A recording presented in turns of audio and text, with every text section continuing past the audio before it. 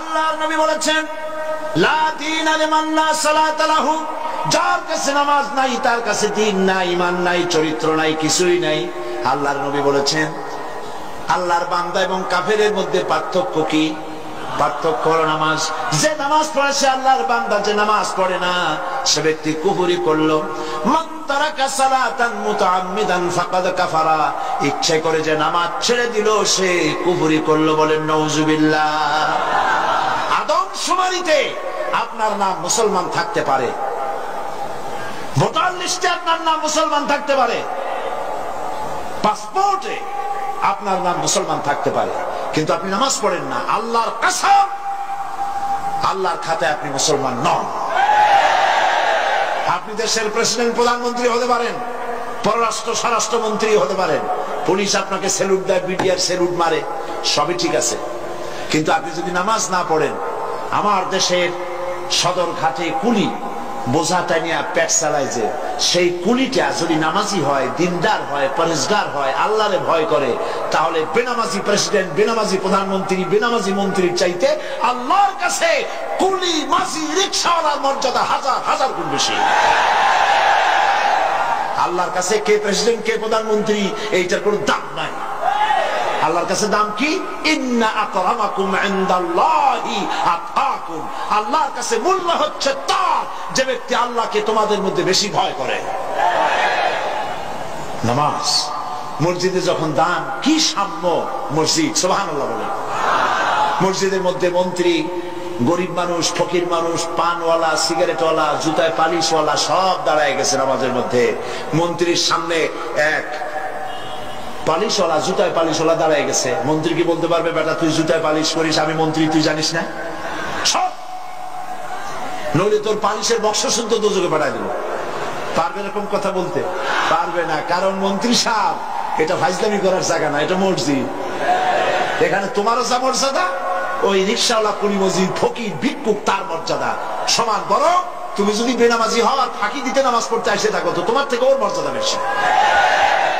কবি বলেছেন, এক হি সব মে খড়ে হো গে মাহমুদ ও আয়াশ, এক হি সব মে খড়ে হো গে মাহমুদ ও আয়াশ, না কোই বান্দা রহা না কোই বান্দা নওয়াজ।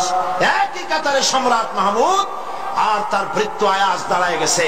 এখন কেউ চাকরও নাই, ভৃত্যও নাই, সব আল্লাহর গোলামে পরিণত হয়ে গেছে।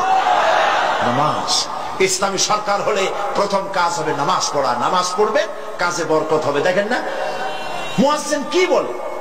মুয়াজ্জিন আযানের ভিতরে বলে, হাইয়া আলাস সালাহ, এসো নামাজের দিকে। আপনি বলবেন মুয়াজ্জিন চিল্লাও কেন? নামাজের দিকে আসলে হবে কি?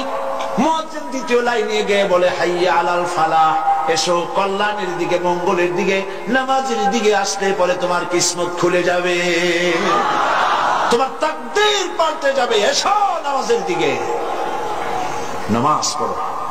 বন্ধুগণ, এই নামাজের দরখাস্ত সারা দেশে, পৃথিবীতে যত জায়গায় যাই, সব জায়গায় মানুষকে নামাজের কথা বলি। বন্ধুরা, নামাজ পড়ুন, নিজে পড়েন, বউ বাচ্চারে পড়ান, আল্লাহর কাছে দোয়া করেন নামাজের জন্য, আল্লাহ আমাদের নামাজি বানায় দাও। বলেন আমিন। নামাজ আর কেউ ছাড়বেন? নামাজ না পড়লে কাফের, কাফের। নামাজ না পড়লে মুসলমান বলে দাবি করার কোন হক, কোন অধিকার আপনার নাই। নামাজ জীবনেও আর ছাড়বো না, এই ওয়াদা করতে পারবেন? দুই হাত উঁচু করেন, বলেন ইয়া আল্লাহ, তোমার কোরআনের মাহফিলে তোমারে সাক্ষী রেখে দুই হাত উঁচু করে কসম করি, শপথ করি, ওয়াদা করি, যতদিন পর্যন্ত মালাকুল মউত আমার মাথার কাছে না আসতেছে ততদিন পর্যন্ত ফরজ নামাজ, ফরজ রোজা আর ছেড়ে দেব না, আর ছেড়ে দেব না, আর ছেড়ে দেব না। এবার চিৎকার দিয়া বলেন, ইয়া আল্লাহ, আজকের এই কসম, আজকের এই শপথ, আজকের এই ওয়াদা আমার মৃত্যু পর্যন্ত আমাকে পালনের তৌফিক দাও।